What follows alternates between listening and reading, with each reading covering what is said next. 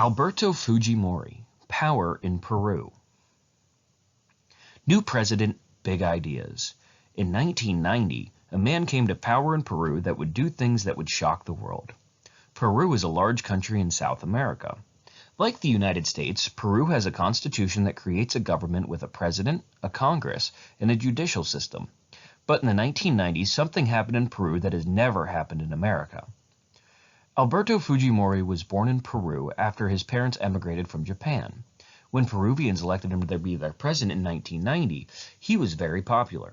Peru had huge financial problems, and Fujimori had ideas for making Peru prosperous.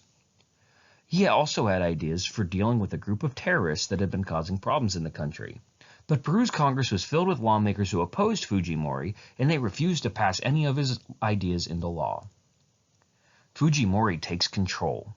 On the night of April 5, 1992, Fujimori took matters into his own hands. He went on television and told Peruvians he was temporarily dissolving Congress and that he would reorganize the judicial branch. There was only one problem. Peru's constitution didn't give Fujimori the power, as president, to do these things. But Fujimori had a solution for that. He used military tanks and tear gas to keep Congress from meeting. He arrested people who disagreed with him, and he also arrested popular journalists and businessmen. Just to be safe, he even arrested the man who had been president before him. And then Fujimori set his sights on Peru's constitution.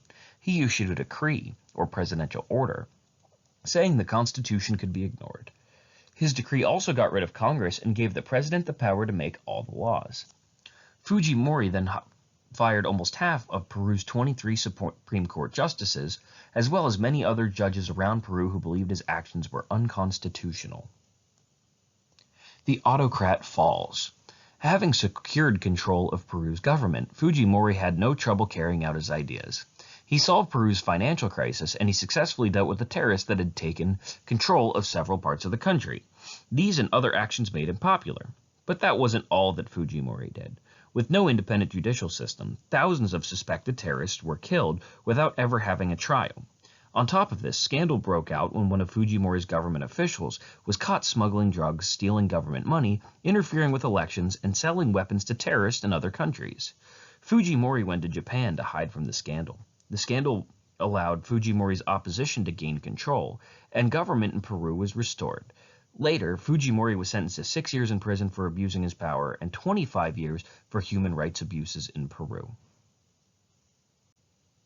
Here's what we need to do to make sure we finish today. You know these expectations by now. Number 1, take the quiz. 3 questions, 6-point total. 1 point just for answering a question. 2 points for getting it right. 0 points for not getting it done on time. Test questions come from the quizzes. They're open book, open note, open internet, and go back in and listen to the video to find answers. Also, you need to complete the review activities. They are checked. Short answer test questions come directly from the review. And answers are provided on the following slides, along with guidance and instruction to find the correct answers. One more time, I'm going to stress that you do not just copy down what I do. You must complete them on your own. I show you how to do them so you can do them on your own. Let's move on. Mark it up. Go back through Alberto Fujimori, Power in Peru, and complete the following steps. If you're not sure, that's the previous slide. What I want you to do is 3 things. Number 1, circle 4 things that should have kept Fujimori's power in check. Number 2, underline the actions Fujimori took to get rid of those checks, and draw a rectangle around the bad things that happened after Fujimori had complete control. Where can I find that information? Look in each paragraph. For number 1, I want you to read the paragraph, New President, Big Ideas. And I will say, all 4 things come pretty close together. For number 2, the actions you're going to underline are going to come in the paragraph, Fujimori takes control. Whenever you underline those, there's going to be a pretty large amount of them, and there's going to be a couple of them that are back to back to back. And then the last one, draw a rectangle around the bad things that happened after Fujimori had complete control. Look at the autocrat falls. And I think you're going to have at least 2 things to draw a rectangle around there. Number 2, or activity B, sequence. Number the following events from 1 to 8 in the order that they happened. 1 is first. A. Fujimori successfully solves the economic problems and terrorism troubles in Peru. B. Fujimori tries to solve the economic crisis but runs into too many obstacles. C. Fujimori is sentenced to a total of 31 years in prison. D. Fujimori dissolves Congress and says the Constitution can be ignored. E. President Fujimori flees to Japan. F. Fujimori is elected president of Peru. G. Fujimori uses tanks and tear gas to stop Congress from meeting. And H. Scandal breaks out over illegal activity in Fujimori's government. So if I look at these, I have to try to find the first one. And if I use the reading, they come in the exact right order.